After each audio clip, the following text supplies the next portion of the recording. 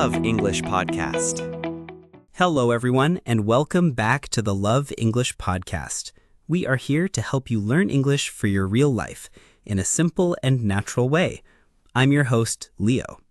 And I'm Emma. It's so wonderful to be here with you all. This is a safe space for you to learn, so we will always speak slowly and explain everything. Leo, you seem very calm and present today. Present means you are very focused on the here and now. You're not distracted. Thank you for noticing, Emma. I have been trying something new this week. I've been trying to use my phone less. Oh, really? That is a big challenge in the modern world. It feels like our phones are part of our hands now.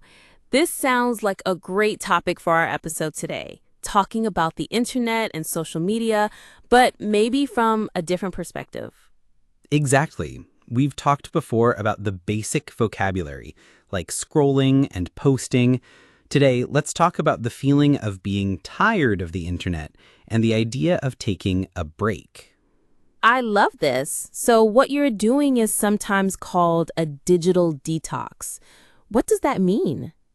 A digital detox is a period of time when you stop using electronic devices like your phone or your computer. The goal is to reduce stress and focus on the real world. Detox is a word we usually use for cleaning something unhealthy from your body. So a digital detox is cleaning the unhealthy effects of the internet from your mind. That's a powerful idea. What made you want to try this? Well, I realized that I was spending too much time mindlessly scrolling. Mindlessly scrolling is when you just scroll and scroll on your phone without really thinking or paying attention. An hour would go by and I would feel like I had done nothing. It didn't make me feel happy. I know that feeling so well. It's so easy to do. And what about your screen time? Can you explain screen time for our listeners? Of course. Screen time is the total amount of time you spend looking at a screen each day. Most phones now have a feature that tells you your daily screen time. Mine is often embarrassingly high. Mine was too. That was another reason. I looked at my screen time report and I was shocked, so I decided to make some small changes. What was the first change you made?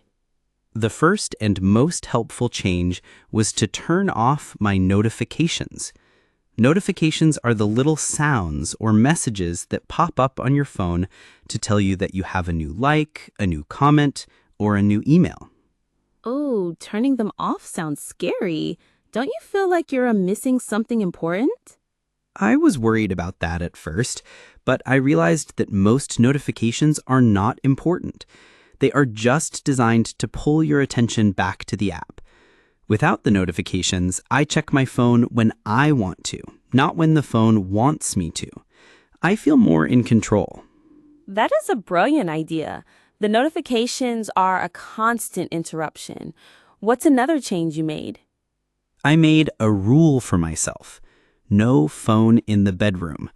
I used to scroll on my phone in bed before I went to sleep, and it was the first thing I looked at when I woke up. Now I charge my phone in the living room. And how has that helped? It has helped my sleep so much. I'm reading a real book again before I go to sleep. And in the morning, I have a much calmer, more mindful start to my day, like we talked about in our morning routine episode. This is so inspiring. I think a lot of people feel like their phone is controlling them. It's nice to hear that these small changes can make a big difference. It's all about finding a healthy balance, right? Exactly. It's about unplugging. To unplug literally means to pull the plug of a device from the wall. But we also use it as an idiom that means to disconnect from technology and relax.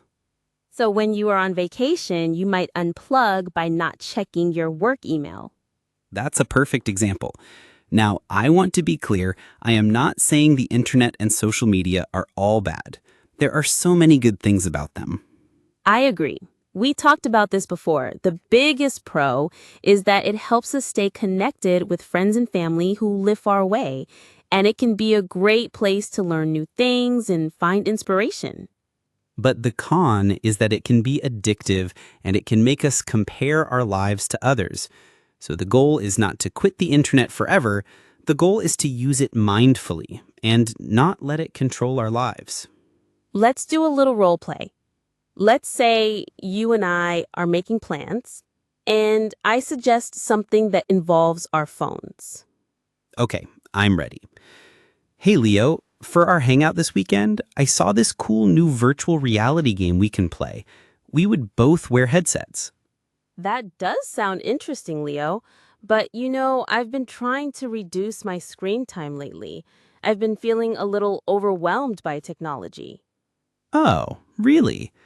I totally understand that feeling. I feel the same way sometimes. That's a great idea, actually. So, how about we do something completely offline instead? We could go for a hike in the woods where there's no phone service at all. I love that idea. A real digital detox. It would be great to just unplug and have a real conversation without any notifications interrupting us. Perfect. It's a plan then.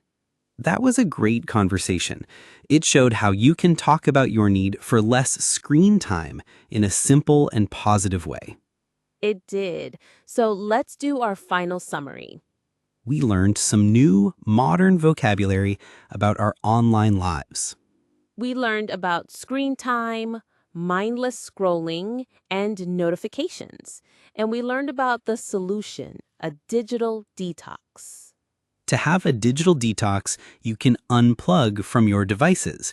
You can do this by turning off notifications or making a no phone in the bedroom rule.